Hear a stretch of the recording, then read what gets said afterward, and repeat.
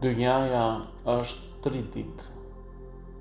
E djeshmja, të cilën ne e jetuam atë, dhe ajo kurrë nuk kthehet pas. E sotmja, të cilën po jetojmë dhe që nuk është e vazhdueshme dhe e përhershme. E nesërmja, në të cilën ne nuk e dimë se ku do të jemi, a mbi tokë apo nën tokë. Të gjithë do të largohemi nga kjo jetë.